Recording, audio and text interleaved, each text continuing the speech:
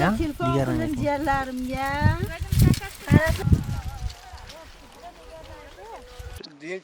Мы приступаем уже к третьему этапу сбора хлопка. Хотим завершить сезон до конца октября. Мы повысили оплату труда до 50 дирхамов за килограмм. Намерены довести урожайность до 40 центнеров, что почти вдвое больше запланированного.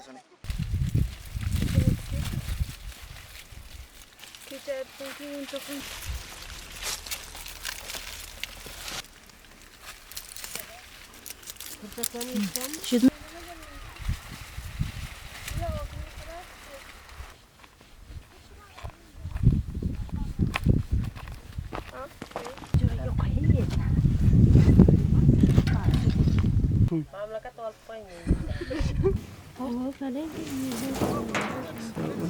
hier